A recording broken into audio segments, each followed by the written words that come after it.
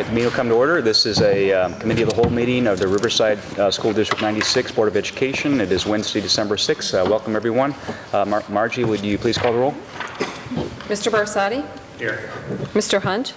Here. Ms. Kleiber? Here. Mr. Marhol? Here. Mr. Miller? Here. Ms. Murphy? Here. Mr. Regan?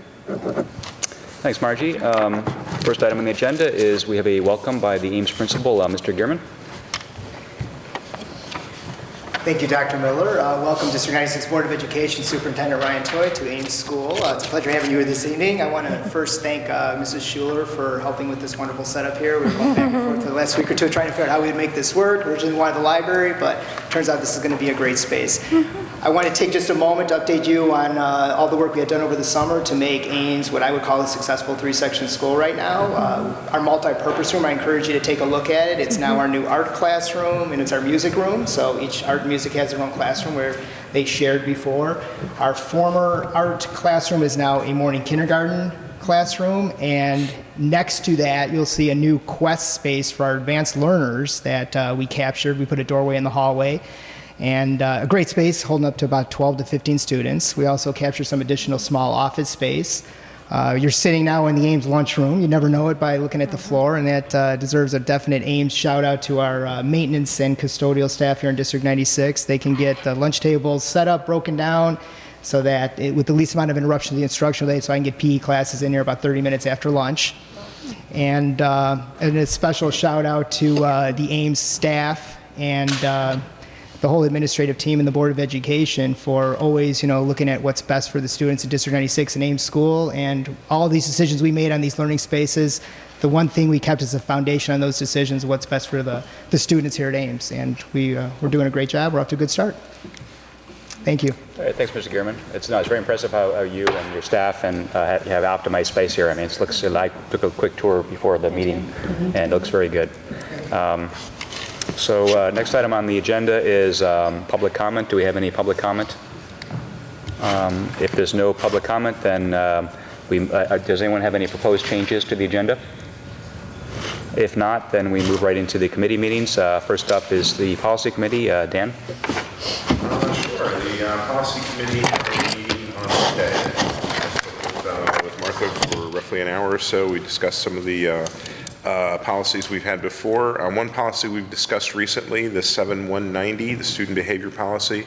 We discussed some changes that I think what our own council had proposed to us, and I think at this time we're hearing back from Illinois Press that they're going to be revisiting this policy as well. So I think the recommendation is coming down that we hold off on our changes and look to review the changes that are coming from Illinois Press. Secondly, we have the community use of school facilities policy. We've made some changes in accordance to some of the suggestions we had at our last meeting. And if you see them on the agenda, they're highlighted in red here. So I think the big changes here, we talk about that it's at the discretion, that the use of facilities is primarily for education during all school hours. It's at the discretion of the superintendent or designee. We're looking for each organization to obtain prior approval with a minimum of 1 week prior to the event or proposed event. And this must not cause a distraction from students' educational experience. And so those are the proposed discussion points for the policy committee tonight. I like the changes that you made to that policy. I mean, to me, it looks really good now. Mm-hmm. I like the changes as well. I guess one thing I would just, and I sort of open this up to discussion if anyone's interested, but I would like to sort of quantify that 1 week because I think we should just say quantify it as in school days or as in like calendar days, just because if we're not in session and somebody wants to use it and it's like the start of the winter break or the spring break or something like that, I don't want their feet to be tied. So. Do I say like five school days? And that would mean that if it wasn't a school day, like it was winter break, then in theory they'd have to wait for school to be back in session for that 1 week to occur? Right. I would wonder though, I mean, and again, I get the impression that our facilities are not in use by community activities very often, but that said, it would seem to me during a break time, particularly an expansive one like summer break, that might be an opportunity for the facility to be used and not have an impact on students. But if we were saying 5 school days, that would, over summer break, that would be a troublesome there perhaps. I see what you're saying. I guess I just sort of don't want somebody to come to us and make a request to use it and no one's around. So maybe if we can somehow, like say business days, like in contract, a lot of contracts it says business days or calendar days, if we can just sort of somehow quantify it so that we're not, I understand spring break, yeah, during summer break that'd make. Right, but those would still count as business days. So the only days that the district office is really closed, not even the Christmas break, it's really the Christmas holiday, the New Year's holiday, 4th of July holiday, maybe we so just like said, legal holidays. So if you said maybe 5 business days, Yeah. I'd be fine with That's that. Yeah. Yeah. Part of it though is, it says the organization has to obtain the prior approval. If they don't have the approval, then they can't do anything. Right. So it's really incumbent on them to make their arrangements ahead of time. I don't know that our hands are tied because they can't make a request and just walk in a week later and say, here we are. True. But I'm not opposed to the 5 days, or whatever, honestly, whatever is going to be easiest for me. Yeah. And I'm comfortable either way. A week or 5 business days. Yeah, I'm not, Yeah. I just want to throw out for discussion. If you're comfortable with the 7, essentially the 7 days here, I'm fine with that as well. 5 working Yeah. days is fine. Sure, or 5 business days. Which is essentially a week anyway, Yeah, right? right. Yeah. Most of the time, so, given that most, as you say, the business office is open most of Right. the time anyway, Right. so. I'm fine either way, I don't have a strong feeling about this. Okay? You want to make the one more edit, or actually, it'll be an action item at the regular December board meeting. Sure. I'm fine with making that change. Okay. I could see in certain circumstances, particularly around one-day holidays and the like, where that change could be useful. Okay.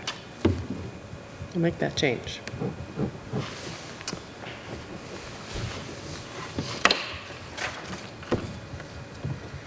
Okay. And that's it for the policy committee. You're like 8 minutes ahead. Thanks, Dan. I could dance or something. So Rich is working tonight, so Martha, do you want to talk about the athletic co-curricular transportation? Sure. So there had been some discussion that had been brought up at the board table just briefly that one of the things we've come to understand is that the transportation to our athletic events, we rely on a school bus company. That what we've heard is that buses often arrive late, kids are arriving late to their sporting events or being picked up late. So we started exploring some other options. And Rob, do you want to come up to the microphone and share some of the options that we looked at and some of the pros and cons and ideas associated with that? Pearl reached out to some companies and school districts, and we found out that a lot of the school bus companies that do transportation, because of capacity, they're out transporting children, students to and from school, so they don't have capacity to come over around, the 3:30 pickups, 3 o'clock pickups. So, and our current provider has been late a lot, so we found out that this Windy City has the capacity, and they are willing to work with school districts for after-school pickups, and their price is a little more expensive, but their arrival times seem to be pretty good. And I know Comeric has had some good feedback. They have really good, solid feedback regarding them. And then one of the issues is the $339 per event for a 39-passenger bus. If the basketball team has over 39, so that would have been, because there's the 7th and 8th grade team and the cheerleaders. Mm-hmm. So what would happen is we would have to use the $650 bus because it's 56 passengers. Mm-hmm. But we talked to Windy City, and they were willing to do a shuttle where they would take the 7th grade team to the event, drive back, and then pick up the 8th grade team and take them to the event, and then stay there until the 7th grade team was over, and then bring them back to the district, and then go back and pick up the 8th grade team.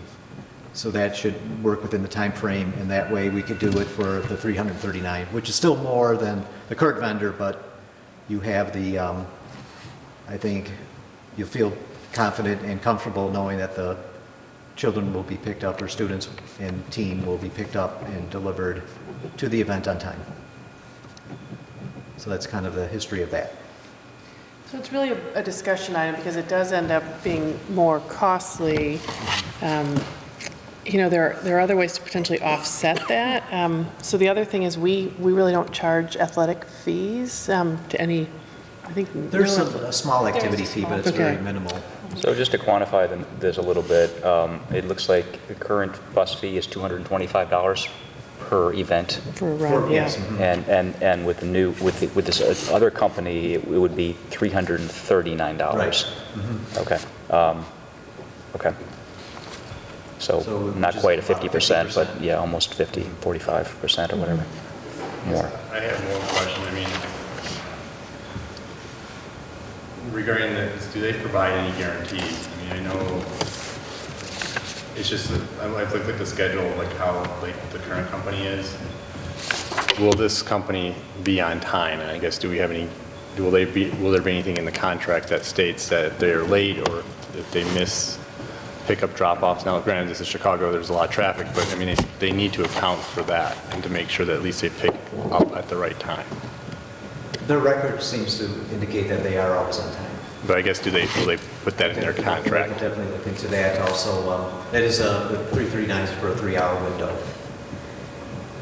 So between the start of pickup and then the final drop-off. So most of the places are close enough that they could go within that 3-hour window. I guess my concern is just going with this company and then them having maybe a better track record, but not that much better of a track record. I just don't want to be paying a company more for essentially a similar service. That's why I would like to know if we can get some sort of assurances. They're never late. They're usually there early. You know who the driver's going to be before the bus comes and things like that. So.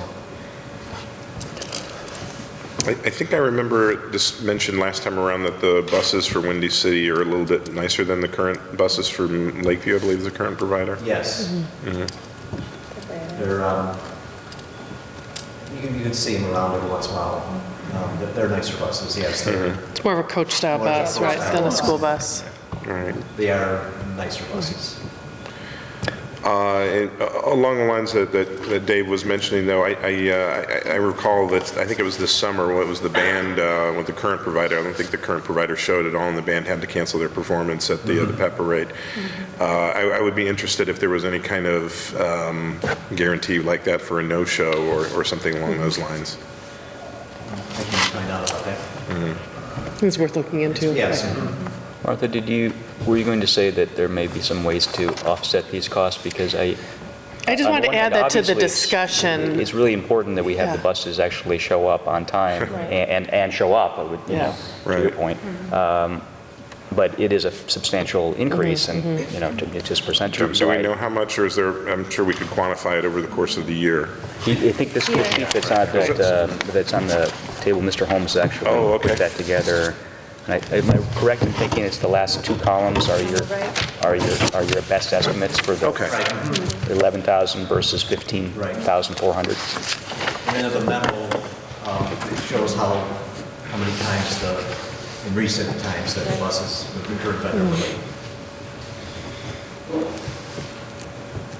So did you say? Well, I just think I would want to add that to the board discussion because I know there's a question or concern, you know, there's certainly a concern that buses have been late. And so we've actually had kids missing parts of games or missing warm-ups, and I don't think that's not anyone's preference. What I also understand talking to the athletic directors, this has been going on for a while, maybe years. So I think it's it's certainly interesting and well worthy of board consideration. Is this something that we could fix? So it seems like this is a way, that we could fix this. We are hearing from a neighboring district that this is a change they made. I think it was less expensive for them. It may just be that they're transporting a smaller group of kids and maybe they're able to use a slightly smaller vehicle because there are a range of vehicle prices. So I don't know all that for sure. But the other consideration is if it's the way to get it done in a timely way, is there something else that we could or should consider around another way to, just defray the cost or address the cost increase? And this is not really an agenda item right now, but it's not an agenda item, but this whole issue of school fees is something that, probably does deserve some review and attention over a periodic review. So, and again, you all are parents in the district. I don't know how that's not something we would do lightly, but if it was even, relatively nominal per student, you could almost make up that difference. Right. My question would be is what is our current fee structure look like for Right. the events that require a bus? Relative to Or other sorry, districts, maybe. sports, the Yeah. activities that have. Yeah. The activity fees are I think. maybe $30, I was $40. thinking- I feel like it was about $40 for the basketball season. For the basketball season. That could be increased because of the increase in the bus costs. Do we have a sense for what the sort of typical fees are for districts in our area for these kind of things? We could do some research on that. Yeah, I think we'd want to do it. I think, again, we didn't come tonight prepared to really talk about school fees or co-curricular or athletic fees in general, but I think that's what we'd want to do is we'd want to look at what other districts in the area are doing, what does it cover. So some districts might do just an athletics fee, it might be a more general sort of additional. Registration fees. Yeah, so, I think if there's concern about the cost, and I understand that, I think that might be worth our time to do an analysis of all that, bring that information forward to the board.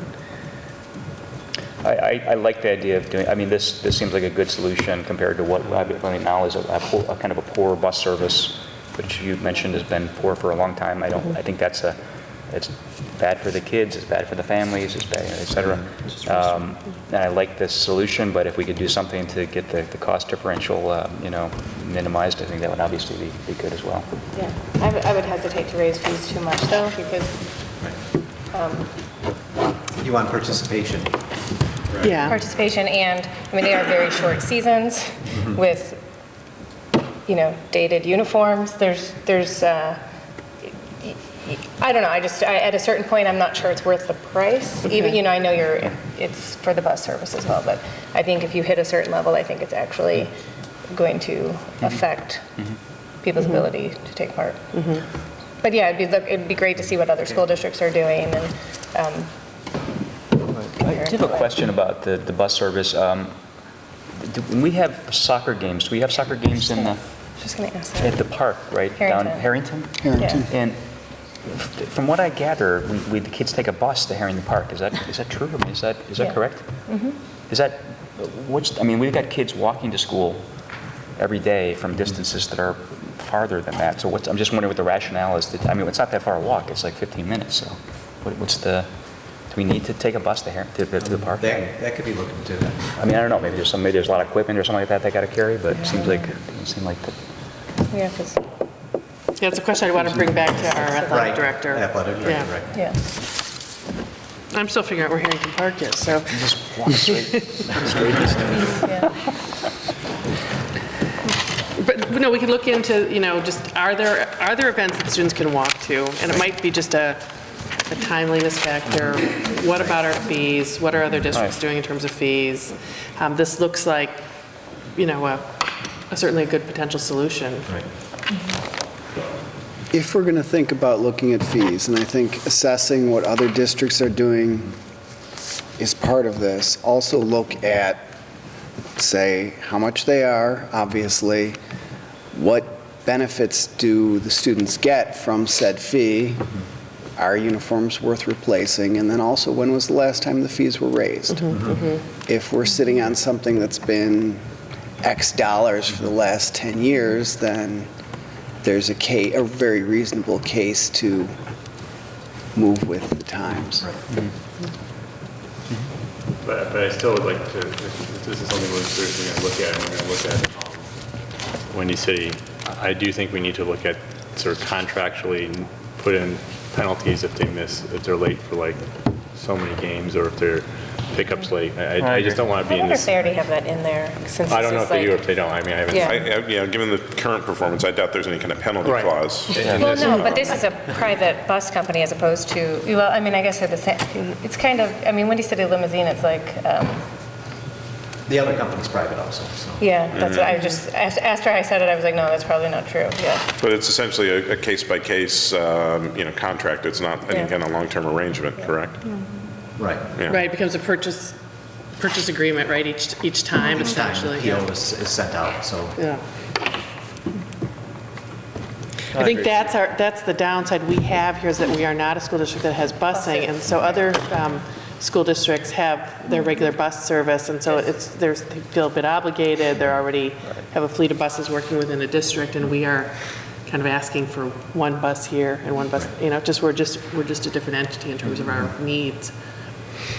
Just for the sake of argument, I don't know if we've given the current company any kind of inkling that we're thinking of this, or have we, mentioned that to them? Is that any kind of chance for them to improve their performance? Yeah, there's been discussion with them, I think, over time, like this really isn't acceptable, we have kids missing events, and it just seems, what's interesting, it seems like there just hasn't been improvement.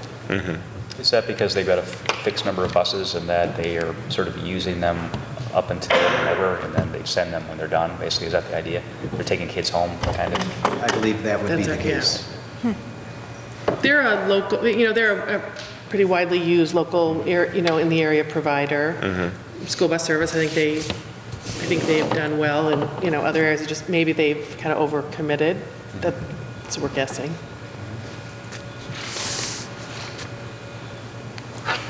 So we can bring back information about fees and contract, sort of contracts, guarantees, and come back to this. Sure. Then you have one other, you have one other item, the Talk tax about that levy. item. Okay. So the tax levy, the actual levy itself has not changed, but I did add 3 pages to the packet. You have, on page 8, I added a 3-year history of residential versus commercial industrial tax bills. And I think of note there, if you look down, the average 2016 average Riverside residential tax bill, that was $3,545. So based upon a home value, a home with a fair market value of $252,677. And that's what the District 96 portion of their tax bill would be. And then page 9, I added the truth in taxation notice, which will go into the landmark paper. It should have been in there today, in the landmark paper. And then page 15, I added a consumer price index history, 2002 to present. And of note, the 2017 CPI numbers through October have happened.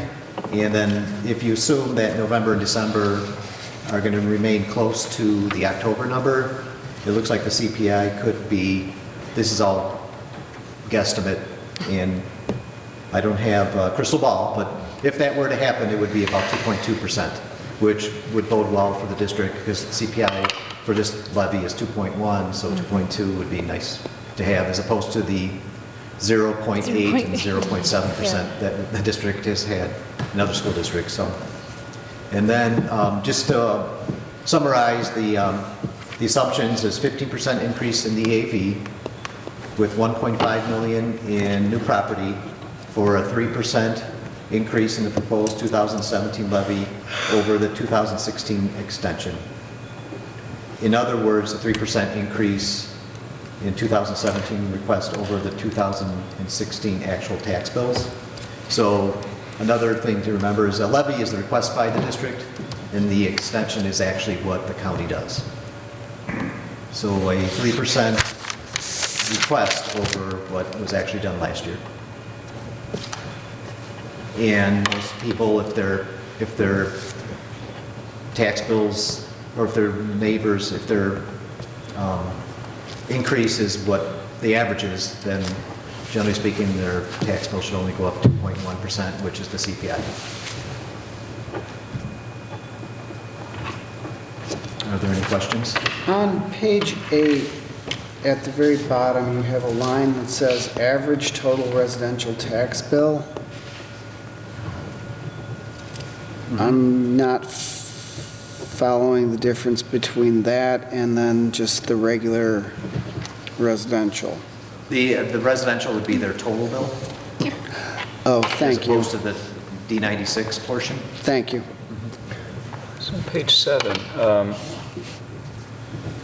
you have the estimated tax bills. It seems like 2017 looks a bit out of line with the other numbers. Is that right?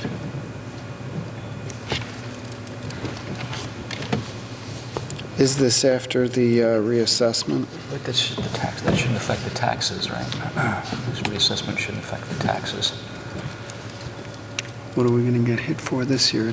We're in arrears, so 2018 taxes are going to show the 2017. Yes? But the reassessment doesn't affect anything in terms of the tax bill. It just affects the rate. Oh, well, that's true. What's the question? I'm just wondering the numbers here, the tax year 2017 versus tax year 2016, and tax year 2015 on page 7.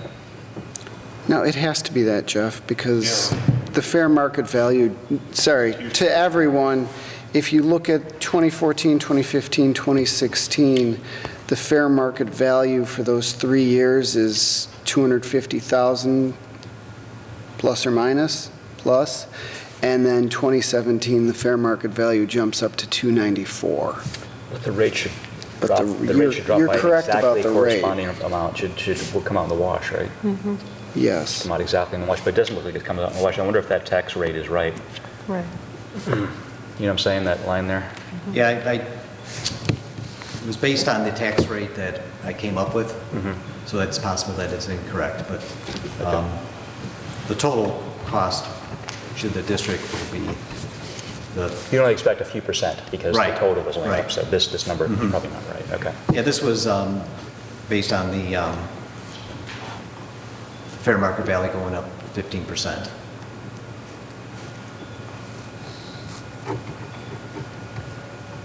So it probably should have only, the actual cost, yeah, the rate should change, but I used the rate that was calculated, so that's why it's a little out of whack. Can you tell us the rates from the different years? I used the 05172. Oh, yeah, As the rate. sorry, there it is. Yeah.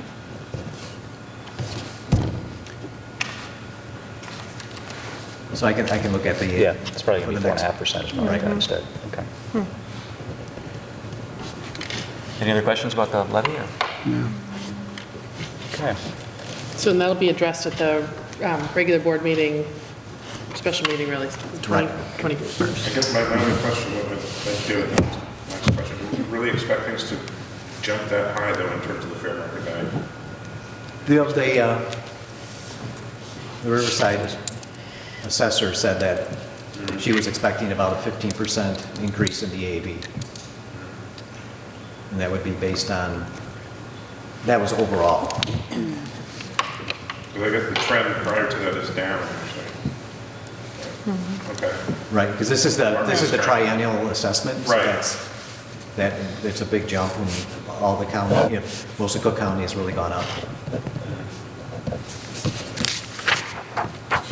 I don't know if this is a silly question, but the assessor and these guesses, like what's their accuracy in the last few years? I'm just curious. Jeff might know better than What was the I. question? Yeah, how You know, we accurate. get these estimates. What's the accuracy in the last few years? So we know what kind of plus or minus we can give it. The estimates for what? For From the assessor, the percentage of EAV. I know there was a problem in 2014, miscommunication. I know that there was I think we underestimated how much new construction we get from Costco and Chick-fil-A, but I really don't know the answer to that, actually. I was just curious to see, what's the plus or minus damage or not. Because the assessor turns in the assessments to the Cook County, and then they will hear the appeals So a lot of times, some of the appeals might bring it down. Right, I know Or they can't depending on- predict the yeah. appeals, right. So it's really, so the assessor doesn't totally know what the actual assessments are going to Yeah. be.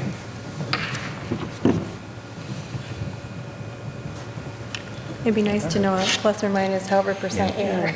Well, it'd be nice if you could do the levy after I you knew know, what the after actual the numbers were going to be. appeals. That would make it so Yeah. much easier. Yeah. All right, any further questions, Senator Mr. Holmes? If not, I guess we move on to education. Sure. Thank you. Thanks. Thank you. So we have an overview of strategic planning priorities, so I'll pass that over.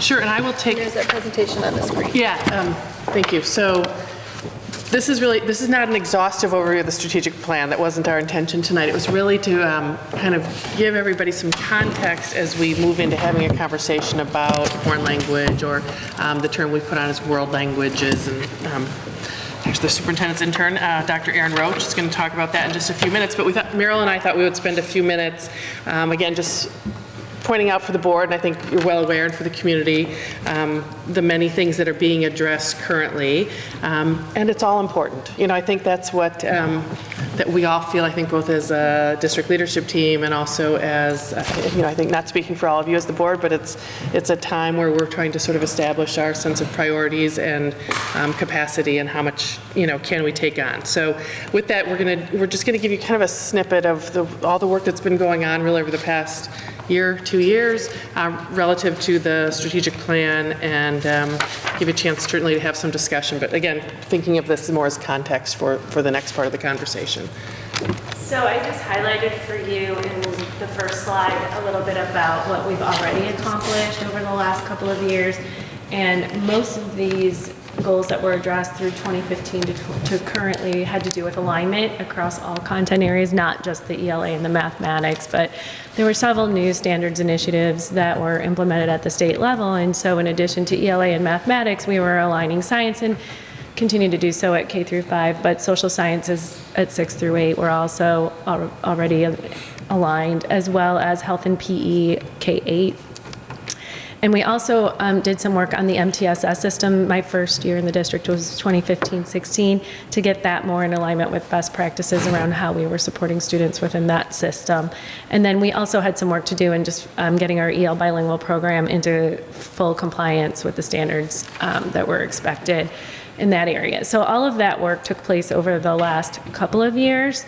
And then in examining that, the STEAM is, I added that because that was a piece of standards alignment. It addressed some of the NGSS standards around engineering, and even some of the mathematical standards that are in there. So students who are taking those courses, there are links to math and science standards that are being addressed within that content as well.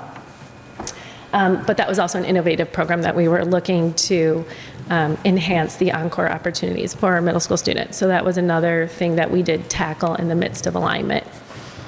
And then on the second slide, I wanted to highlight for you the current work, because we have a lot of things going on in relationship to our strategic plan currently, as you're aware of. And when we're looking at all of these things, I want to make sure that we're looking at them collectively, even though we're working on them individually. And we sometimes come up and have them plotted out month by month over the course of the committee of the whole meetings.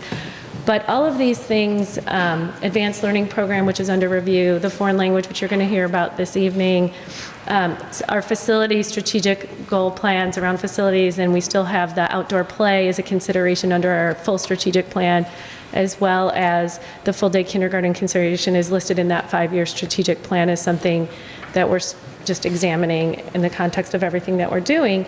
And all of those things collectively, as Mrs. Ryan Toy said, feel important, but they all have implications potentially as we move through each of the recommendations that may come with them. And so as we're bringing things to you and presenting things, I don't want things to be thought of in isolation if the topic one night is foreign language and then the next month is advanced learning, because collectively there may need to be some prioritization given the implications for resources, whether they be financial resources, human resources, or facility resources. And so all of those things taken collectively may require some prioritizing in terms of, while it's all important, what's feasible and reasonable. So that's why I just wanted to put this up here to put it on the board's radar that while we look at the topical agendas for the year, the implications collectively are really important to keep in the back of our minds as we're moving through these processes and bringing things to you. And there may be some consideration to say, okay, we know what we're thinking about, and maybe we hold off on a final decision until we look at all of those pieces, or at least have a better or clearer picture of all of the pieces and how they might fit together in a resource kind of way, if that makes sense. So that was our reason for kind of laying these things on paper all together, because tonight you're only going to hear about the possibility of exploring foreign language or world language. Do you have questions? And this really just, reiterates what Meryl was just saying, that we know that there's a capacity, that we look to figure out what is it that our students can absorb, our teachers, our leadership, our board, at all levels. And that we, again, as Meryl said, that we have to make sure that our improvements are really well coordinated so that we're not doing something over here without, thinking about the impact over here. So that we know is our job and our role. And actually, I think it was really helpful to work with Aaron as a quote-unquote outsider, trying to help him understand as he helped us do some research and analysis about world language programs, is helping make sure, Meryl and I had a lot of good, just, back and forth conversations about how or why, that wouldn't work perhaps in District 96. And that really what you're going to hear tonight is kind of a next step on down the road around analysis. I feel like last year we conducted a survey of just the West Suburban Consortium of Academic Excellence, kind of our neighbors around what were they doing with elementary, or really with K-8 foreign language instruction, because that was an interesting piece for us to know. And then there was a question sort of towards the end of the year about what would an elementary or a K-8 foreign language program, world language program get us? Would it really get us toward mastery of language, second language skills or third language, whatever it might be for some of our students? Or is it that idea of exposure and more cultural appreciation? And again, back to that idea that all of that feels important, but I think it left us with we really need to bring that analysis of what's realistic to do in a setting like this, what's realistic in terms of instructional time. So this is not, I want to be really clear, this is not a recommendation for a certain kind of program implementation. This is really an analysis of the kinds of models that we might consider, so that it's really up to the board discussion to think about, yes, these are models we do want to consider, or these are models we don't want to consider, or we want to consider them, but not right now. So, and I think in the work that you'll see coming up too from the Advanced Learning Committee, we're going to be meeting in another week and a half or so to talk about that programming. We tried to, as we modeled it out for what we're going to be discussing next week, tried to stay within our current resources for the short term, and then have sort of a future vision, but other things, all that being said, need to be prioritized around sort of how we move forward and understanding what the implications for moving forward might be in the future as well around that. So we're able to have that future discussion in the context of all these other things as well as we're moving forward. The other thing, so also you'll hear Aaron refer to a 2013, there was a 2013, and again, something that we inherited, some of you may know more than I do. I did do some informal research last year just trying to understand, because that was something that I heard from community members, that proposal felt really important, that it felt like it sort of, I use the phrase, kind of got left by the side of the road.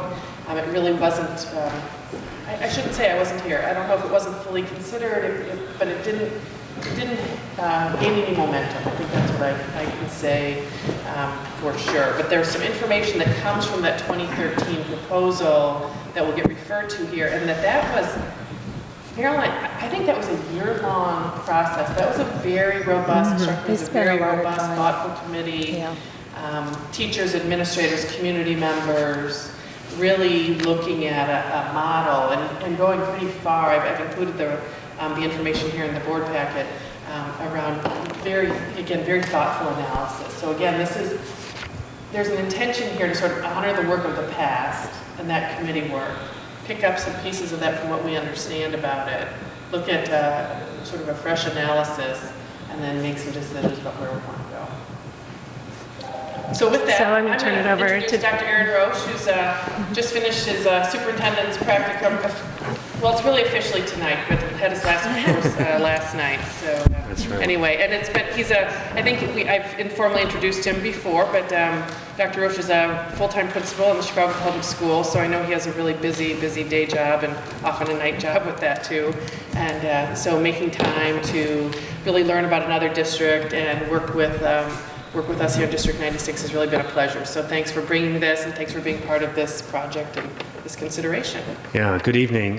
Thank you for that introduction and setup. It's been a real pleasure for me to work with the district. I've been to many meetings here at the board as well as with the principal meetings, and I've learned a lot. So really appreciate that and appreciate what's happening at Riverside School District in general.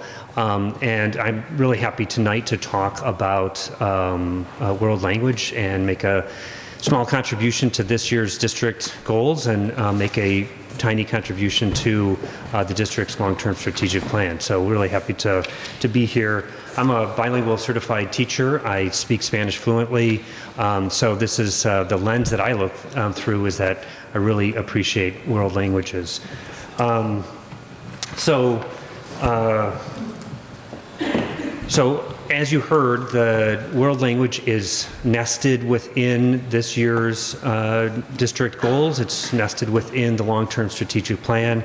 And the purpose of, so you can see it there, and part of what happened that Superintendent Martha talked about was last year was doing this survey of other school districts and what's happening nearby, and I'll talk about that in just a couple of minutes. So all of this is what I'm trying to do, is pull together, give you an overview here tonight of a more detailed paper that you received in your board book. So that's what I want to try to do tonight, is give you this landscape of what world language looks like in the district right now, what it looks like in comparable districts, and what different instructional models there are out there to consider, and what might be some good fits for the district. So tonight I don't have a recommendation to make. This is really, again, kind of giving the landscape, preparing a foundation for your decision to really answer this question. And the question is, does the board support exploration of possible next steps? That means identified instructional models for District 96, curricular programs and resources, budget, and personnel. So that's the question posed to you tonight. So in the more in-depth paper that you have, there's 5 sections to it. There's an executive summary. There's lots of details about what does world language look like in the district now, as well as at nearby school districts, and then the various models going into detail about what different language acquisition models look like, and then a wrap-up section on different, what to consider. So let me tell you a little bit about what's happening right now in the district. Basically, this is it. The vast majority of 7th and 8th graders take Spanish and French. By the time they enroll at Brookfield Riverside High School in 9th grade, it's less than 50% of students are taking Spanish or French for a variety of reasons. They're taking other courses that are other world languages, or they're taking other electives.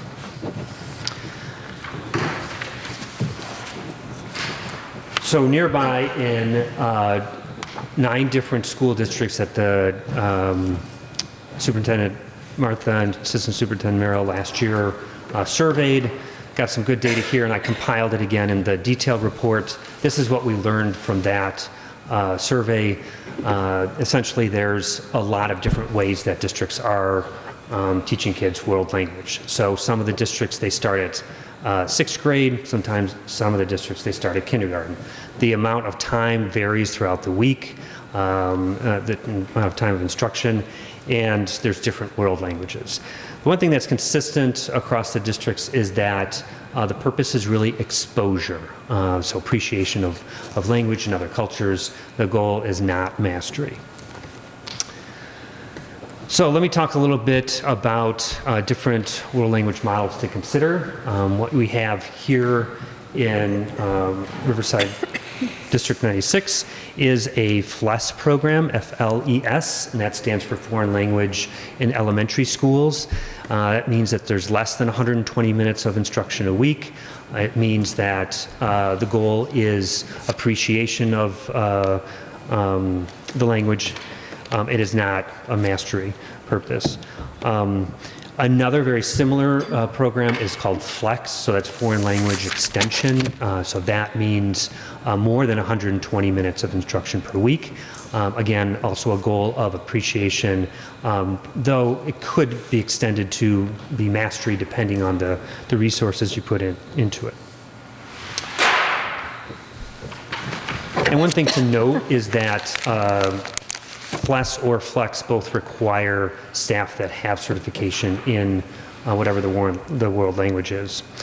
The next one to consider is a world language immersion. So this is the student composition for this is English monolingual students. So that is your typical student here in this district who knows whose main first language is English. This means that typically you would have half of the day in English, taught in English, and then half of the subjects are taught in whatever the target language is. The big challenge here is around staffing. So you're looking for unicorns who have certification both in, for example, 6th grade math and certification in whatever the target language is. Very challenging to find those folks. Last two models I want to talk about is TWE, which is two-way immersion, another dual language. The difference here in this dual language model is that roughly half of the students, their first language is English, and half the students, their first language is the target language. So right there, we know that that is not this district's population, so that removes that model from consideration. And then the last model is a one-way immersion, and that means that all of the students speak their first language is a language other than English, and what you're trying to do then is teach in both languages, English and whatever the target language is, for example, Spanish. But again, that is not the population here. So, where does that leave you? There's a lot of possible pathways. There's a lot to consider here. Again, the key question is, do you support exploration of possible next steps, looking in depth at an instructional model that works for the district? What exactly are the curricular programs or resources that are required to make it a successful model? What is the budget behind that? What is the personnel behind that? So that's the question for you. Here's a sample timeline that you might want to consider.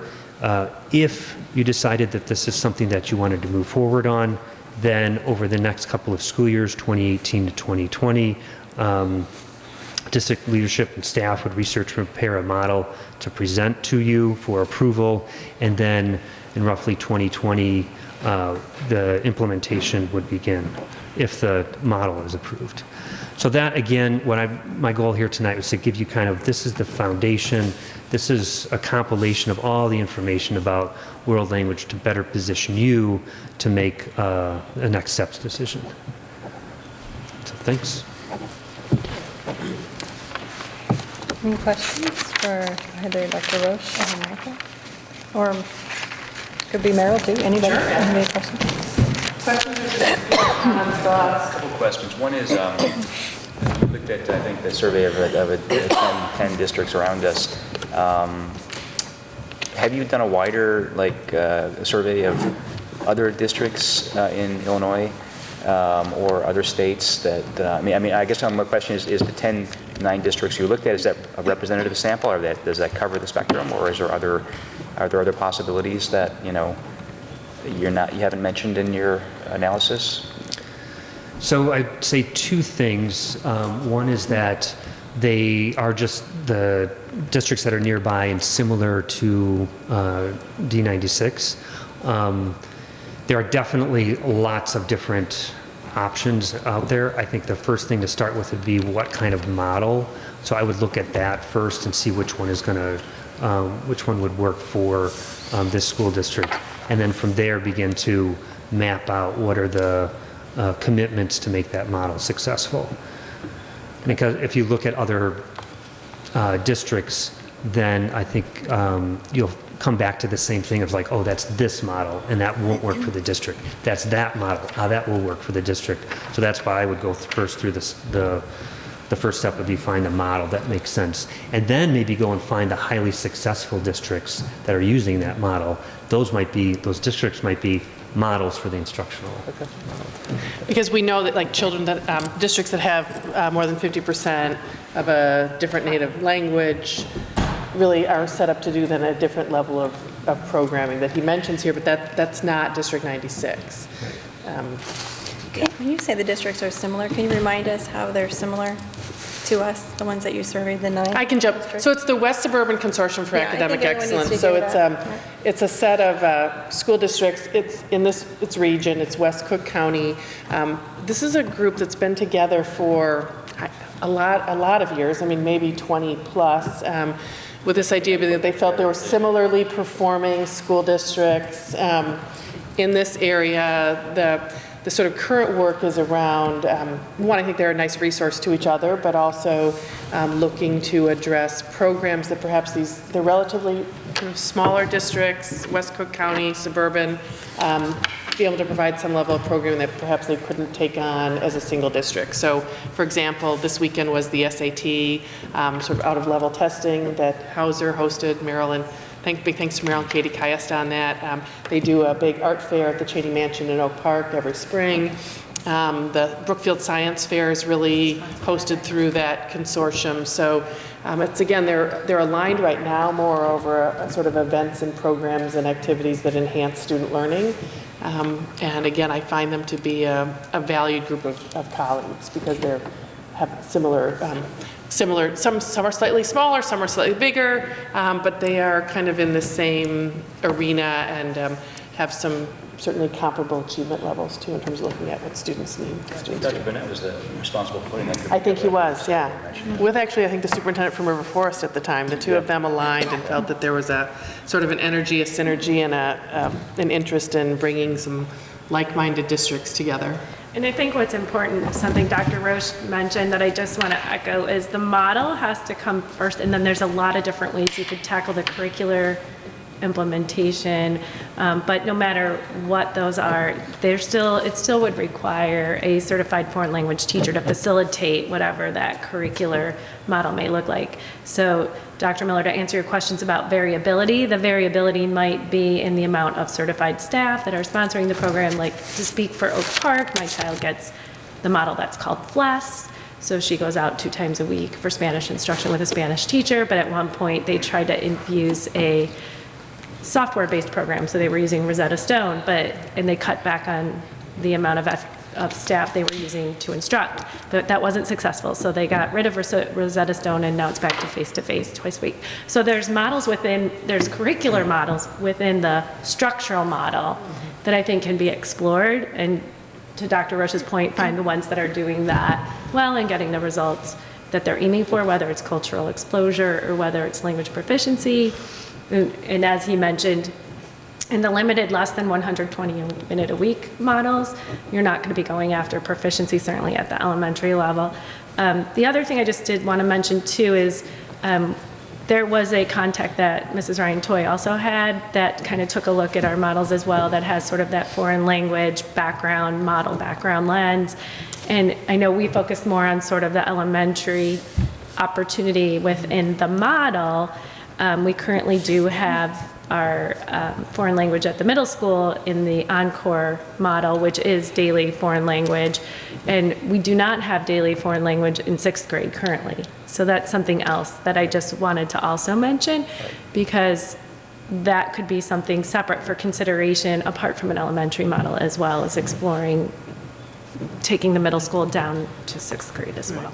And to speak, this is a foreign language consultant that I had reached out to just for some informal communication last year, and she looked at the 2013 proposal, and she said, one idea is you just bring it down to your 6th grade.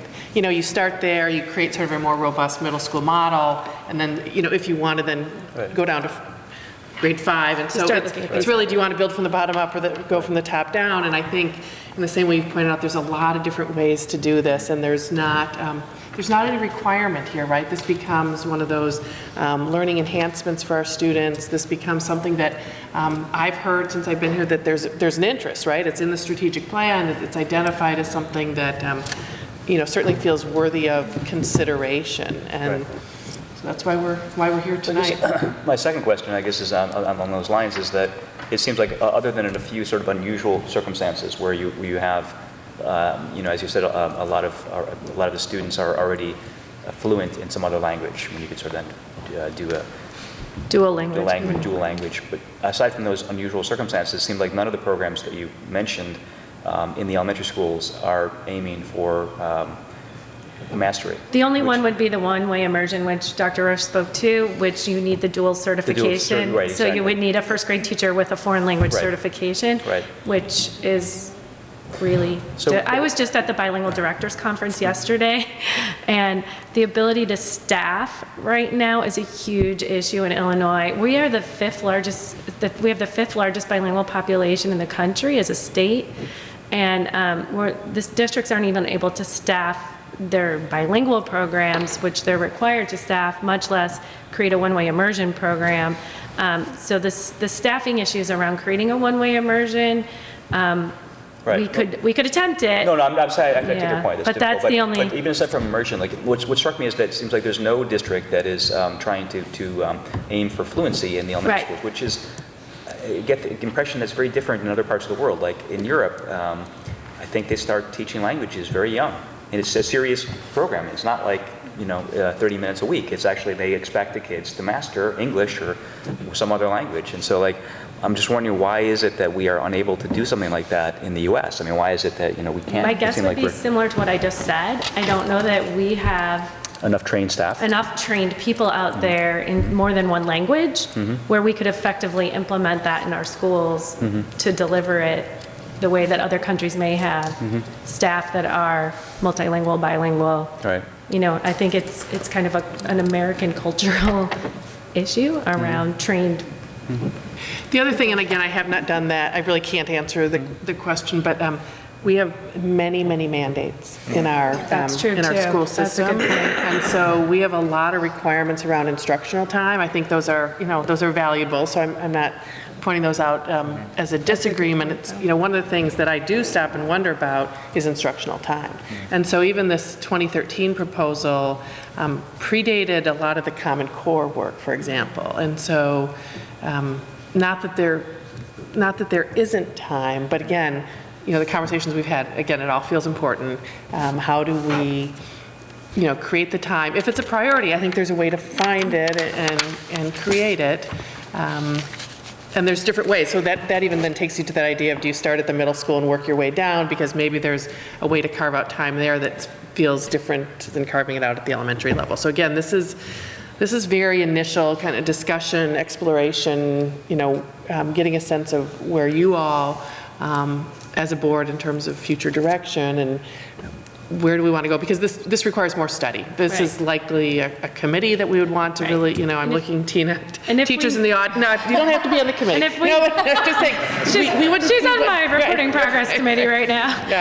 Yeah, but we wouldn't do it without teacher input, without some additional parental input. We would really want to, and the context of that priority too is, if we go to study a model to then infuse, that's the reason I also wanted to put up all the other priorities. It has to be in the context of what else we're considering, so that you're clear that if you charge us with bringing a model back that we're going to flush out, and then in the consideration of the bigger picture, we're prioritizing, we want to be clear that we're not going to come to you with something and then it may not flush itself out in the priorities when it comes to the resource piece. So just keeping all of that sort of in mind, as to what can the system handle in terms of those priorities, because the advanced learning proposal, you know, the outdoor play, the facility plan that's coming, I want to be sensitive to all of those priorities, because as Mrs. Ryan Toy said earlier, they all feel important, right? We hear from the community there are these opportunities, but time and staff and personnel and all those things weigh in on any kind of change you're going to make.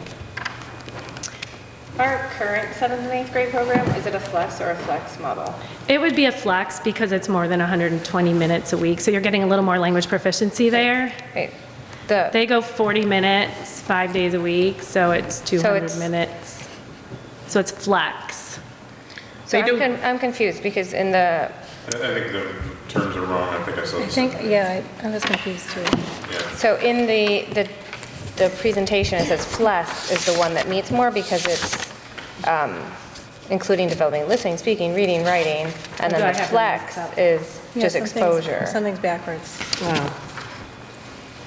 Yes, so you're right that if it's more than More than 120 it's flex, minutes then a day, then it it's would be flex. flex. I also you think said these are terribly extension. too close together in acronym. So the more than 120 minutes, it's the more than 100. Just cut out the acronym and tell us, you know, Yeah. this is every day and this Case is in not. point. It's the more than 120 minutes, and it's So so Daily, 40 minutes Right, a it's week. daily 40 minutes, so there. 40 minutes a day. It's, Yeah. it's, 200 minutes a week. its goal is, A little more language proficiency, correct? yes, proficiency, certainly not mastery by any sense. No, but more than more proficiency. exploratory. There's More than reading, just there's- exploring. right. Okay. And it counts as a full year form, so kids who then, Yeah. it seems to be that most kids who enter RB and then choose to stay with that language would go into like year, They what they call year matriculate. two. Right. Yeah, they matriculate into a year two So course. from what this is, it sounds like it's a FLES model then, right? Because that's X the, extension. Extension, Sure. so it's more than 120 minutes. 120. okay. I think the I know. acronyms are backward on the It presentation. doesn't matter if you're, yeah, that's there's that fine. error in the Okay, presentation. so we are, that's all, I don't, like you said, it doesn't matter about what the acronym is. It's the skill level that, Yes, like okay. Mrs. Kleiber said, it's the skill level, so it is the Is language it every day? proficiency. It's a lot. Right. It's junior high. Yeah, it's every day. It's every day for a period. Yeah. But that's where the distinction is, like if you went to started in 3rd grade, you might start with only 120 minutes per week Exposure. exposure. And then you Okay, ramp so up. that's what I was going to ask. So you can kind of, clearly, we're not going to, well, maybe one day we would, but who knows, start 2nd grade where it's every day for 40 minutes. I mean, that, And I'm not sure that's even what the first committee came to either. no, I know, Yeah. so I'm saying, so that one model can look different as you go up or down the, okay. But, to Mrs. Ryan Toy's point, if we want to do daily foreign language for a period of instructional time, then we have to look at the priorities across the instructional day. Right. And Oh, yeah, say, yeah, where would that Yeah. come from? And again, not impossible, as things evolve and become hopefully somewhat more interdisciplinary in nature, could we carve instructional minutes out somewhere down the road eventually? We might be able to do that with. So is now the time maybe as a board to kind of think, like, if you've been thinking about it, what kind of model are you thinking? And clearly, Yeah. we're not like putting anything behind anything, it's just kind of just talking, because we got the information, and now I feel like it would be great to know what people are thinking, because I think that might help. That would help us.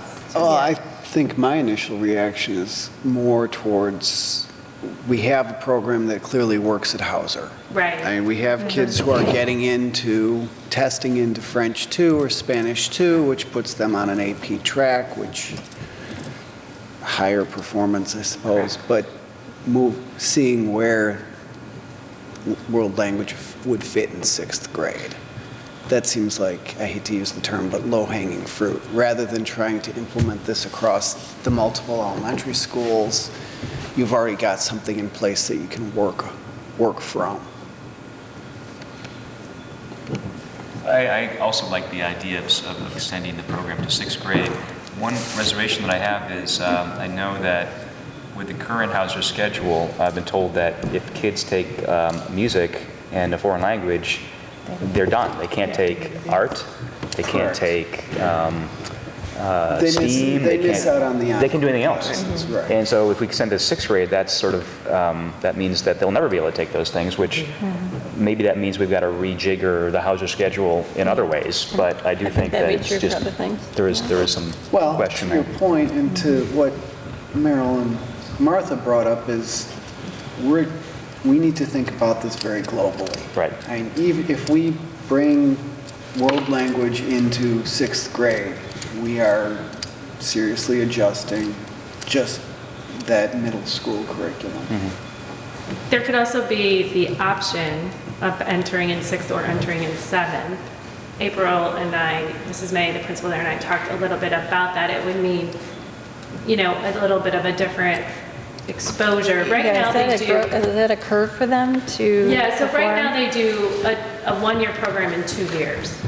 So that's where they get, so that's why they, over 2 years, they do a full year of Spanish or French and then place into a year 2 program typically at Hauser, or I mean at RB. So one thing we talked about was, you know, for students who are really ambitious and you know, that's their passion, you know, and we had this conversation, for some students you offer some programs and they're passionate about it, so the programs work really well, and then you offer programs to students maybe that's not their passion and the outcome isn't as similar, right? Because some of it is what they're investing in it. So you could potentially consider something where it's more optional as a 6th grader, but you can start, and you could cover potentially 2 years of Spanish in 3, and then they do have sort of a literature extension course after AP that RB has. It's like more of a native speaker kind of heritage class, right? But you're still going to top out at AP. But could you develop the skills sooner to be more successful sooner? You could. And then you could still have the track where you start in 7th and cover 1 year in 2.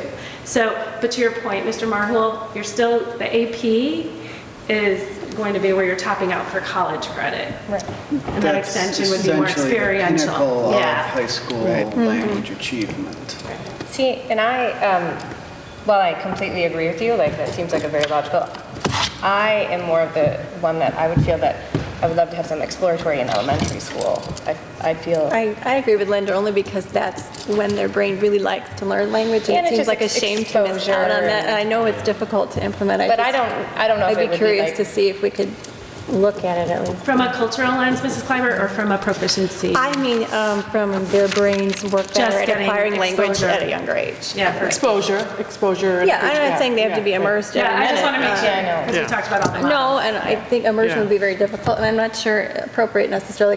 From what I heard at strategic planning, I didn't hear a lot about immersion when I was in that committee. Just more. Yeah, I would look at it from a cultural perspective. I think adding that at the elementary sounds very exciting, you know, to me, that seems intriguing. Like, what can we open, you know, I feel like it's opening the kids to something that maybe... To be honest, I think there's a lot of value there in terms of cultural appreciation or cultural understanding. I guess one of the things that troubles me, and since we're talking about this as world language, where really the languages we're focusing on are essentially one part of the world, not necessarily the entire world. I could definitely see room, or I could see value, I'll put it that way. I can see value in that type of appreciation, or having exposure or having instruction on other cultures. That's not there already, I'm sure it is. I agree with that. There's also the extracurricular model, which we didn't present as a model because it's not within the instructional day, but that's also something we could examine for examining a more robust extracurricular option. I know, like, individual languages have been tested in a couple of schools here and there. One time it filled, one time it didn't. You know, if we were going to go the route of investigating something more extracurricular for elementary, I would want to do more survey, like really boots on the ground work with the community to see what those desired experiences would be, so that we could target them more intentionally if we went that route. I'm somewhat skeptical about extracurricular languages for the elementary school. I know I was looking at some of the earlier strategic plans recently, back in the early 2000s and late 90s, and I know that they, at that point, according to these plans, they did offer them, and I guess they don't exist now, so that tells me probably they weren't wildly successful. And they've evolved over time in terms of what is out there with respect But you just think about a kid, it's like, are they going to want to go after school? Right. Well, I think we had, there was a friendship up at Hauser, correct? But I don't know think we have that anymore. No, there still is. Still there? Yeah. In the middle school, I think it's maybe different, yeah. To Jeff's point and to something you said, Meryl, I think an extracurricular would be very dependent on the passion of the kids. I agree.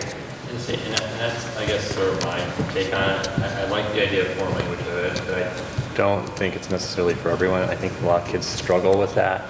And so I think sort of going to Sherry and Linda's point, I like the idea of possibly taking this back to the grade school. I mean, like the elementary level, and possibly introducing them to even in kindergarten, like introducing them to it, and then making it possibly like an extracurricular activity, like in 5th grade or in the junior high level.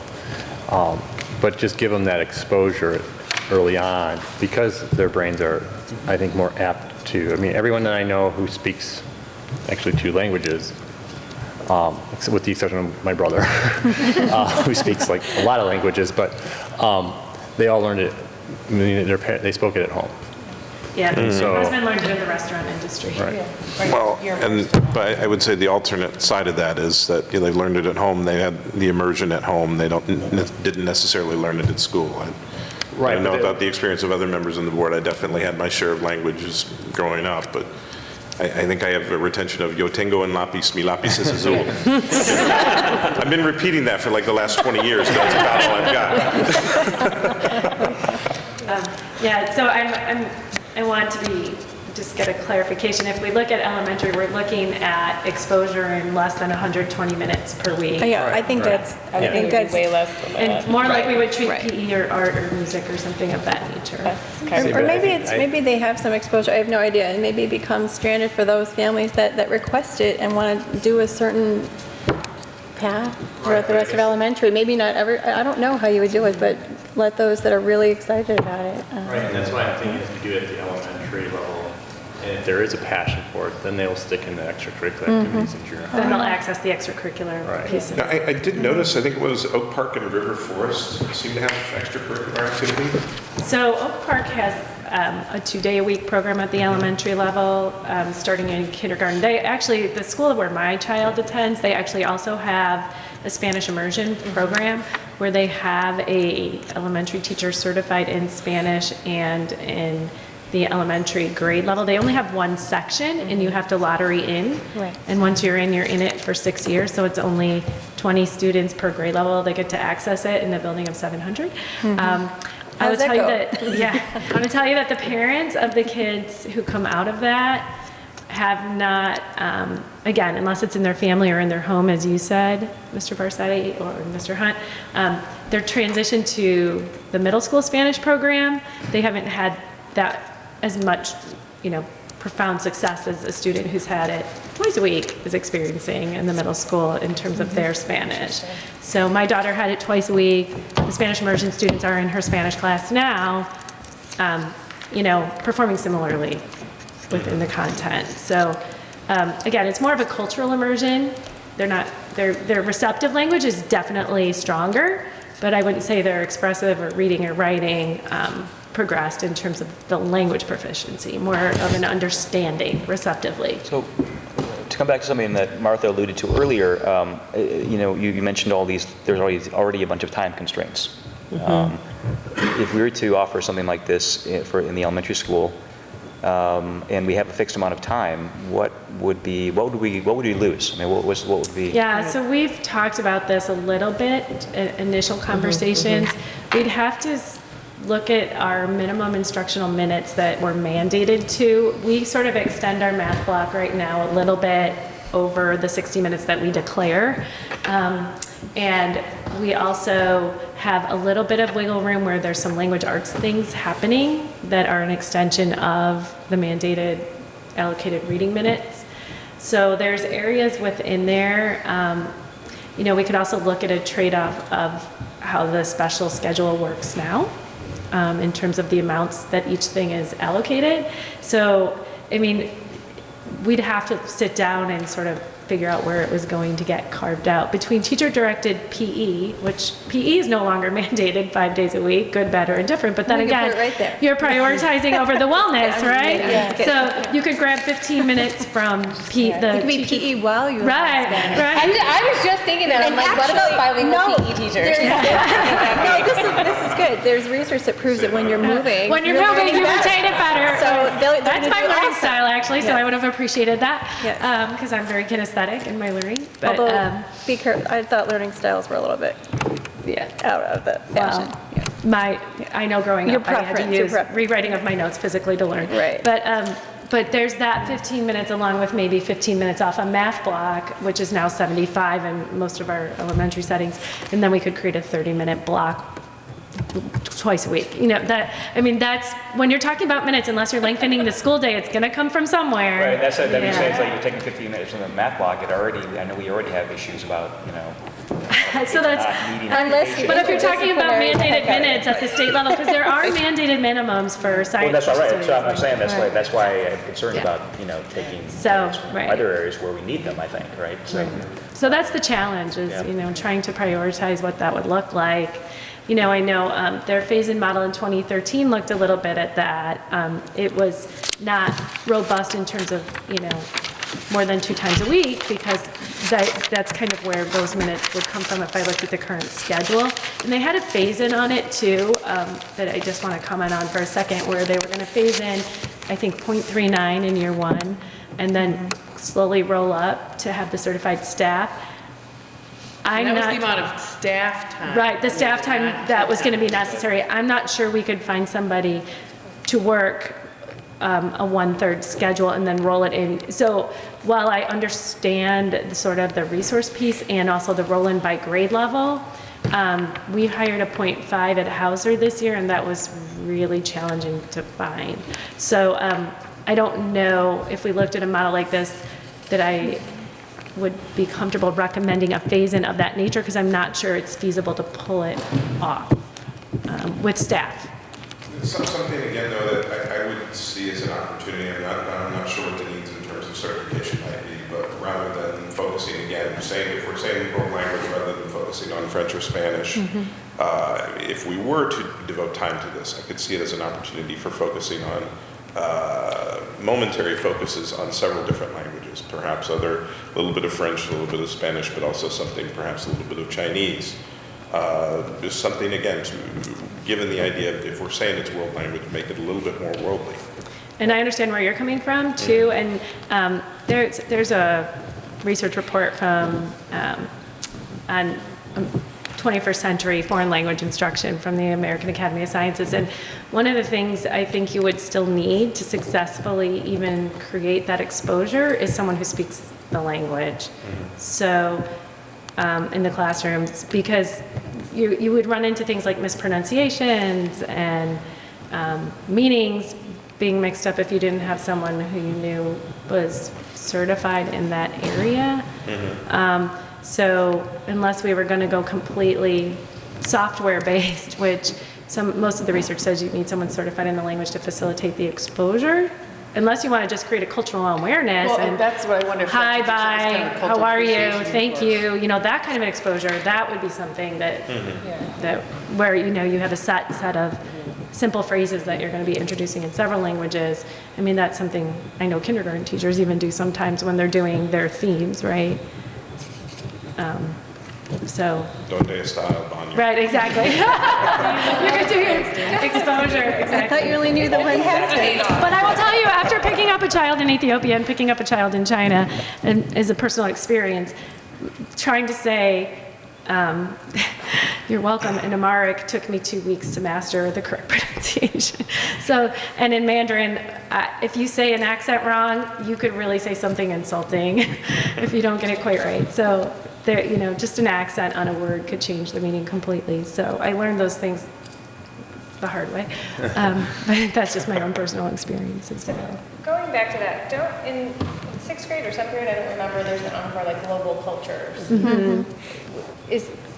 I mean, I know that's not a language. I know it's not, they're not learning Right. language there, but, They're getting exposure to sort of Spanish-speaking countries and French-speaking countries, kind of helping the students to determine which language they may Okay. want to take as seventh graders. And they go a little bit beyond that at times to make connections to real-world things that are happening.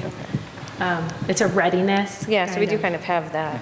Right, have cultural- But we could definitely, But only you know, at junior high. It's, yeah, I think it might be sixth. I don't even know if all sixth graders get Like it Central either. does that amazing cultural heritage night like that. That is such a popular, amazing experience. So that was really great. But I'd like So they're to see looking more of at that various too. So I guess my take on this, all of this, after listening to what you're saying, what people are mentioning here, is that, my take is that it looks like maybe exploring the sixth grade option maybe makes sense.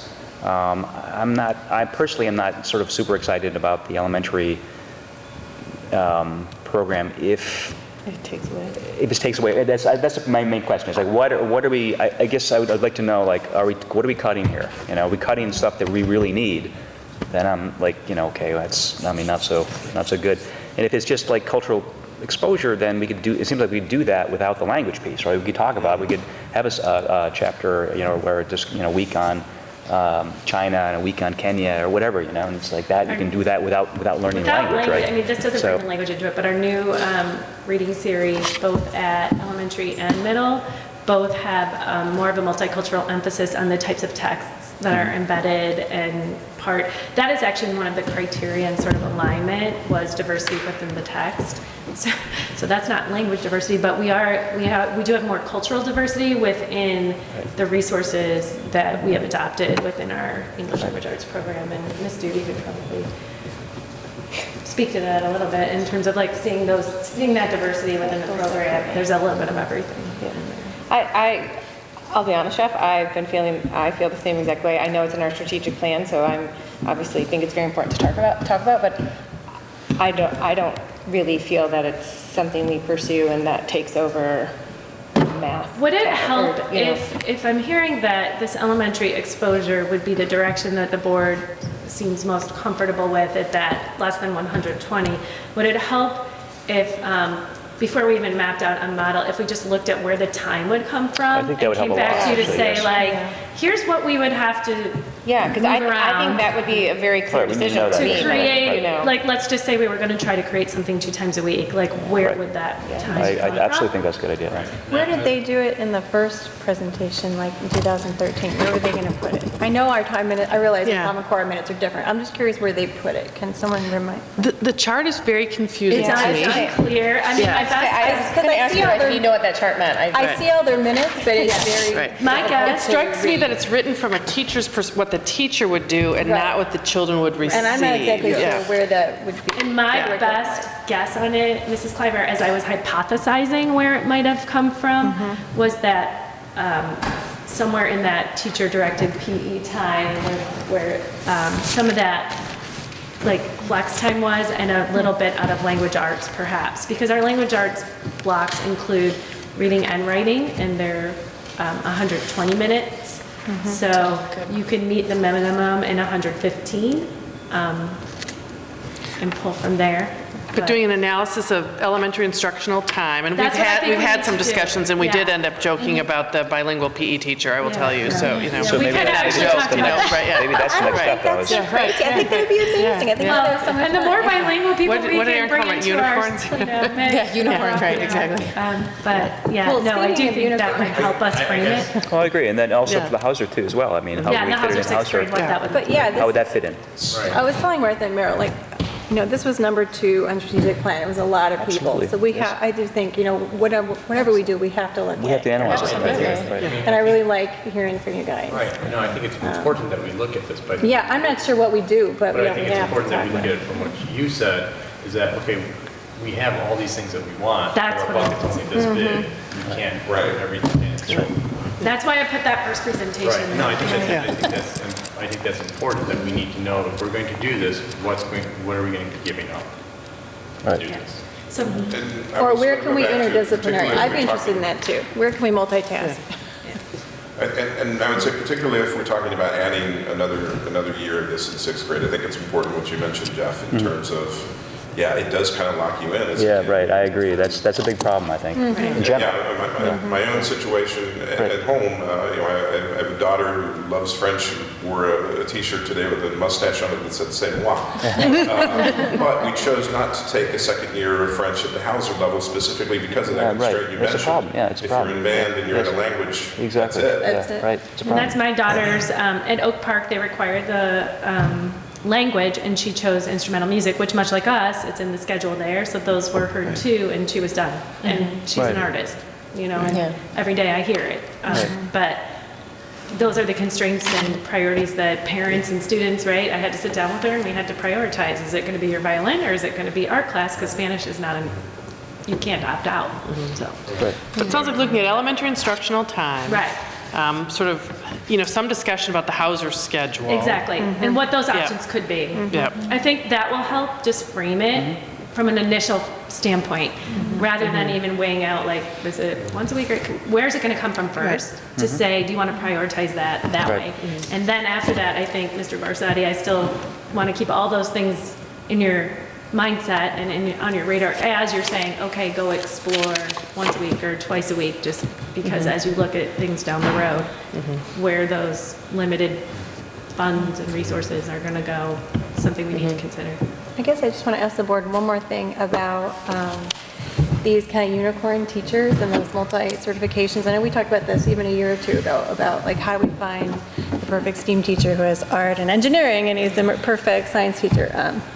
And I just want to, encourage the board too, to when we come across and different resumes and talking with Martha about people that they find, that we really ask the administration to look for those unicorns. Yeah, I think we're to trying really search for those special people, and do we have a strategy to find the best that's right for us? Right, I know Dr. Powell talks about that. He did talk about that, that's right. Actively go to Universities, colleges, yeah. well before graduation, they seek out the best people and they Right. really try to recruit really good people. I don't know if we do that. Yeah, I would love to hear, some strategies and what kind of networking, increasing that networking, because obviously we're having trouble even with, half-time Spanish person. We need to. Again, I think there's an inherent problem within the schedule that if we don't solve that, or if we don't find open ways to solve that problem, I do worry about a high drop-off rate. Because I think it was already mentioned in the report that you have less than half the people who are taking French or Spanish 1 go on to the second year. If we add a third year, are we, do we have a smaller pool, or a pool that's continually getting smaller every year? Well, I'm not even talking about foreign language. I'm just saying globally, like whether it's, And there are people that have a math certification and a science. I would love to see those people here. People with special education certification and gifted, or one or the other, or, those kind of things are extremely valuable, and I want to figure out how we can find them and bring them here. And we already have so many amazing, we do have many amazing people that have that. And I think, but just to keep that focus, so we can really, let them shine in all their ways, so. I know I've been to the bilingual job fair more than 1 year, and when you're there, you're competing with the world. And we're going to send you around. You should have seen me. I was chasing people down. And I'd see them at another booth and be like, don't you want to talk to me? You need to find the list of people and go early.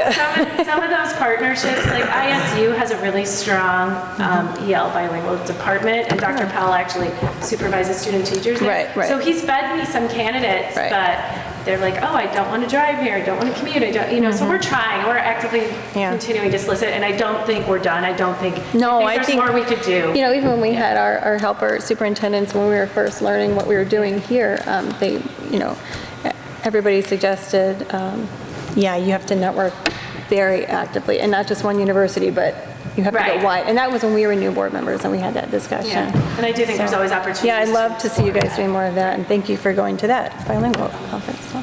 It sounds like we have to carve out some next steps for the education committee to think about and bring back to the full board for discussion. Helpful, thank you. And there's one more piece they're going to talk about, so there's another presentation.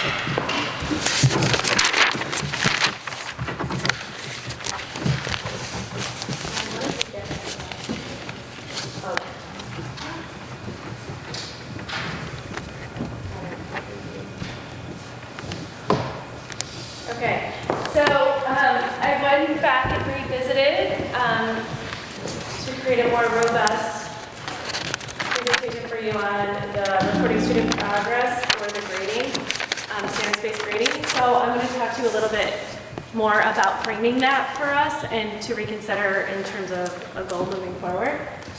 So basically, when we're looking at grading practices and this idea of grading against standards, the purpose of doing that is so that your grades and report cards communicate with your students and parents. So they're intended to clearly communicate progress towards mastery of expected learning outcomes. And so the question we want to answer is, how well does our current tool communicate to our parents and students how students are doing in relationship to those standards and learning outcomes that we're teaching, particularly now that we're aligned. So I'm going to show you a quick video that's going to kind of frame it for us. It's a 1 minute, 30 seconds. And then I'll talk more.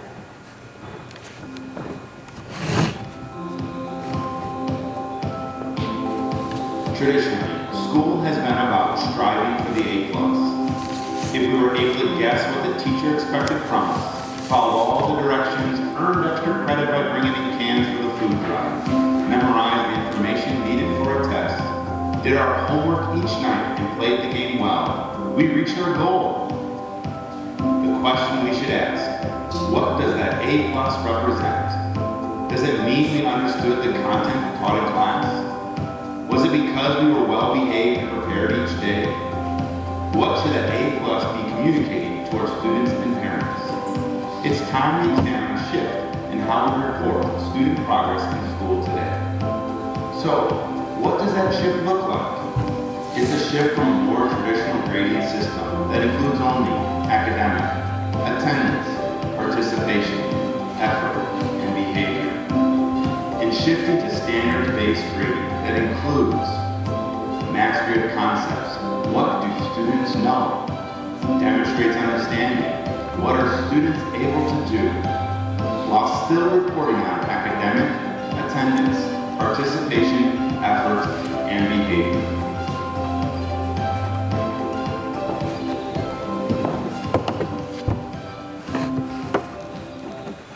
So that sort of frames out, what is it? When we're talking about grading against standards, we're talking about looking at measuring what students are learning with respect to the outcomes that we have explicitly stated. By looking at it through a standards lens, the students become much more clear about what the target is. So the target's no longer the A+, it's the learning. You're focused on that learning, on that indicator. It also allows us to report on a continuum of where students fall. So currently, the way our report card is structured, we don't break out some of those other indicators like behavior and work habits. Not that they wouldn't appear, but they might be reported differently within the report card structure so that you're truly understanding what a letter grade is representing within there. So if effort and homework and extra credit and things are factored into grades, that doesn't necessarily tell you how much of the content the child actually knows. So the idea is that you can report on a continuum. Are they meeting that standard? Are they exceeding that standard? Are they approaching it? Where do they fall within that expectation? And then, as I just said, it measures student behavior in a different way. So it separates out some of the other important things that we're trying to teach our students as the whole child: time management, responsibility, good work habits, and they would be reported separately, not necessarily factored into the measure that we're sharing with parents around where students are. So in looking at trying to align that way, some of the benefits of looking at it in this way are that the expectations for students become pretty clear around what they're expected to know and be able to do. That across classrooms, if I went to Ms. Duvey's classroom or Dr. Roche's classroom and they were both teaching 4th grade, that grade on that report card in whatever form it takes, if it's an A or if it's an indicator, it would measure the exact same thing. I would know what it meant. I would know that I was meeting the learning expectations in that room in 4th grade in math in terms of my facts, or I wasn't. So the consistency that happens in this kind of a way to report progress happens across the classrooms, across the system. It reflects the learning and not work habits. when you report that way. And the students can reflect better on where they are and take more ownership for where they are on their journey with respect to mastering those standards. Doesn't mean, again, that you don't report on those other things, you just report them in a different kind of way so that they're not factored into trying to tease out what they know versus playing school well, as the video said. With that, the way we got to this place in terms of reflecting on what does our tool communicate is through all the alignment work that we've done and looking at the way our report cards are written currently. Some of the indicators for each of the grade levels that you get home as parents are very broad, and they don't really drill down into what exactly that means. What is the skill or the outcome the students are expected to be doing in relationship to comprehension? You may just say comprehends, but what does that mean? So the idea this year was to really examine that review of our current report cards to identify potential opportunities for improving communication with respect to those outcomes. Where does it reflect what we're teaching pretty specifically and clearly, and where do we have opportunities to improve that communication? And that's really where the staff and I are looking in terms of examining that. Is it meeting our needs or not? Is it communicating to parents what we're doing in the classrooms currently, now that we're fully aligned with our resources? Or do we need to make some tweaks and changes? So the idea would be to have this staff committee that would be representative of all grade levels, K all the way up to 8, and all content areas, including encore classes too, because we've realigned some of their standards as well. And do some professional development on best practices in grading and on how you clearly report progress to parents and get students to get ownership of their learning outcomes, and then determine the need for revisions. So we're not saying we know what those revisions would be. We would want to study it. We want to study what it looks like now. How is it reporting and reflect what we're doing? And then do we see a need to revise and to make some tweaks to our current system? And if we said, oh, we'd really like to develop something that's more transparent for parents and for students so people are more clear about what it is that we're doing, then we would create a larger stakeholder group that would involve the stakeholders, parents, most likely some middle school students, and maybe some even 4th and 5th grade students, to help shape how we would create a tool that would better communicate the progress of students. It's a tool for you as parents, it's a tool for students. It's not really a tool for teachers.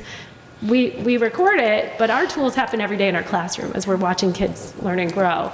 The report card, or the tool that we're using to communicate with, is really for our audience, for our students and parents. So it's really about looking at that and seeing if there is a need to improve that, to better reflect what we're doing. So that is what brought us to the proposal to have a goal around it. Questions? So the question is, does the board want to consider? I think conceptually, I appreciate your overview. I think it's very helpful. I think I have a much better understanding now of what it is about. When Sherry mentioned it was not sort of clear at that point, I agree with her, but now it's much clearer to me now, and I think it's makes total sense to me. I mean, you want to disaggregate the different aspects so you understand what it is, where the kid needs more work and where not. So I think it definitely makes sense to investigate it. Yeah. And then at that point, like I mentioned before, we'll be looking at a lot of different things and going and reading a lot of research and looking at different models. And along the way, we would bring back sort of the staff piece of the committee work to say, hey, this is what we're thinking, where we see opportunities. And then we would increase that stakeholder group so that people were with us on the journey and we weren't presenting just a product. Right. So it's a multi-year process. I had some questions already that I've spoken with Meryl and Martha about. Mostly that this has been implemented in some districts in Illinois and not always with success. So my question would be, if it's indeed a tool for families and parents and not for the teacher, making certain that it's legible and useful rather than pages and pages of competency dates and standards. Which don't necessarily mean anything to that family and won't mean anything when they transition to high school. So for me, I have a big question about what happens during the transition to high school when they get back to a regular ABC grading standard. I want to be clear that... And, one moment, please. Yeah. Unless everybody is changing to that, I'd like to hear about it. But I'd like to see a lot of talk about I want to clear up a transitions. misconception though about it. It doesn't mean that letter grades necessarily have to go away. Well, that's the question I want to know. Yeah. There are many ways to do it. So, right, exactly. So that's part of that Right. research piece. It doesn't necessarily mean that we would have to remove letter grades, and that's part Although of the getting. presentation was pretty much, we don't want to worry about, A's No, and B's. well, no, it's just that the A plus needs to represent something other than behavior, work habits, extra credit. The Yes. grade would have to represent the learning. And certainly, bringing in cans, I'm not sure I've ever done anything like that as a teacher. Not that it doesn't motivate them to do good things, but No, to but get the there extra are- credit. But there I'm are- not saying it doesn't happen, but Yeah, that's an extreme example. I but guess, it's- my concern is for those classes that aren't math. How do you encourage the outside of class reading and those types of things? So I really want the staff to think critically when they ask parents to change their lifestyle. Well, I and the don't way that think we read. would do it without So- parents as part of the Right, a small process team, either. yes, but this really needs to be a huge discussion because Right. I've read some articles about districts that did this in a couple different ways, and it was kind of a disaster publicly because of the way it was done. The process we've learned is Yeah. being maybe a little, some districts moved to this several years ago. And that's but why I there's really a lot of wanted you to examples do of this tonight perhaps how because not to work. I had no idea what you intended, and I really wanted us to have a talk about what we want to do about this. Because it can go bad very quickly if it's not done right. Yeah. So, And I don't think like I said, I don't think we have a preconceived outcome. I think the committee, the teachers on the committee, and Tina's one of them, I think she's here tonight just to hear a little bit about the overview. We talked about it, we had an initial meeting last week just to talk about, I'm going to bring this to the board and just sharing the kind of overview of the philosophy. And it's really, we talked about, we don't know what that product would be. We really have to examine right, but I think we need to philosophically be what's very important clear in the to the community. public. Right. What you intend because. Absolutely. yeah, It would be a huge issue for some parents when they get this report card, and what has happened in several districts is they could not, 9 pages, like in different states Right. like Pennsylvania, they couldn't understand what was being Well, sent home. My own district's a good example. They created a 20, like basically almost, literally, it was like 15 pages. Right, and they I didn't don't think involve- anyone wants to Yeah. sort through that. And they didn't involve parents at all in the process, and Yeah. then now they're backpedaling and redoing it and reworking Mm-hmm. it. So, I mean, we have no intention of not doing it thoughtfully, not doing it in a way where we're transparent, and not doing it in a way where we would continue to bring back information and share it with you, as well as having parents involved and students. And I think at the core of it, and actually the video showed it was, at the core, report cards are communication to parents and communication to students. Right. And I think somewhere districts, Lose schools sight of have that. lost their way on that perhaps. Yeah, if So I saw a think bunch of competency Yeah. dates, they'd say, well, how did you know that my child actually was competent in, that comprehension skill on that day? I would really like to hear that scenario because it'd be very difficult. And then the question becomes, how often are we assessing them in order to get these competency dates and those kinds of things? So I really would be And it's that careful. I'm conversation just of- asking for carefulness because some districts have done it very poorly. Absolutely. So, I know last time we sort of pulled this from Nicole's, I think, at last meeting. Is the rest of the board, is everyone comfortable with sort of adding it back in December? And, I mean, does anyone have any, adding it back in December and sort of voting on it then? Or does anyone have any other concerns they want to? Just add it back into our, and make it an official goal. Back as essentially. As a voting item. Just We for voted on all the definition, goals, right. that one. Yeah. You want to hear more about it, and now we've heard more about it, so I yeah, I mean, I'm happy to discuss, but I really had no idea what you were No, I talking think about it was a before. good call on your part to sort of say we should hear about it, I think. Just to slow down. But at this point, are we all okay with sort of bringing it back again, or? It's fine with that.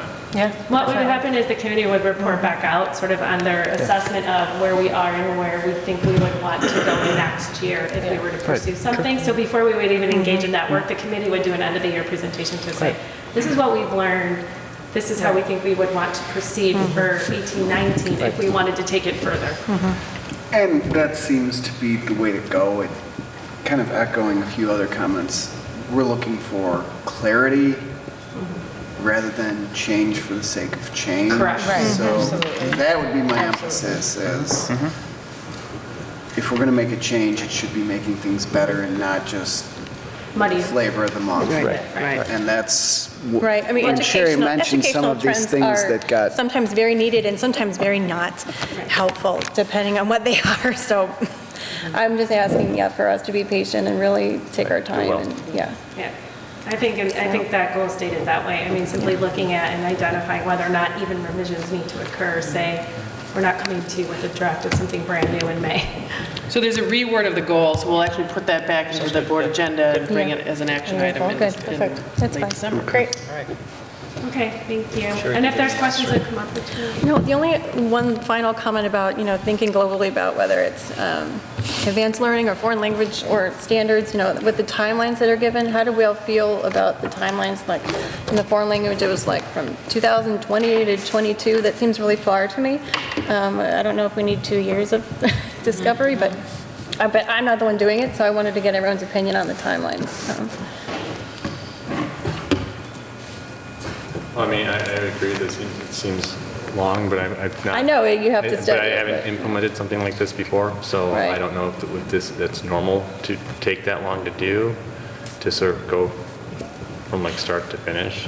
Well, I think in the prioritization, if we're determining where resources are going to go, Right. I mean, if you And want to that- make a decision next month and say to me, yes, we're willing to commit whatever resources it takes to do this, So- then it takes about 1.5 years of planning minimally and implement something well. So maybe what we might want to consider as a board is sort of thinking about what the priorities should be so that the staff is not like running down. Like, because I look at this, like a lot of the projects I have, I have multiple projects, same people, and Well, we're yeah, all running at the same exactly. pace, and Right. people are Right. pulling out their hair. I don't Right. want I think that. when, with Do- foreign do that language, here. if we get the kind of information that Martha and Ms. Brownlow were mentioning, with where would the time come from? What would we be losing? If we get that information, then we can make a decision about, is this going to be something we want to prioritize right now or not? And I But think agree our with you, we kinda wanna facilities set- study in February is going to be really important too. I mean, just figuring out how we use our buildings. Like the first 2013 study, they really took a look at each building and where they go. And I really appreciated the work that they did there. But when we look at our buildings, I think that's going to be important in February to look at all these pieces. Where do we move kids or where do we not move them? And I think some of those larger. And that won't be from very long from now, so that'll be kind of fun to talk Yeah. about. So. And I think Mrs. Cliver, your point is also too around that outdoor play space too, and Yes, that some of too. those other initiatives. Right. Like, I don't want to end up saying you bless something and then we haven't thought down the road about something else, and then you can't do something else that you feel is equally important because you chose to do this. So just thinking more long range too. Yeah, I just want to make sure we're on the same page and, we understand what we're attempting.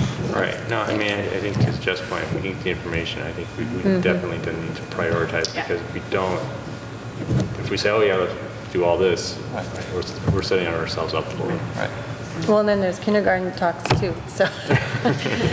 So you can put that other one on your plate too. That's why I laid it all out there again, just to remind Yeah. us that. Because those are really big topics.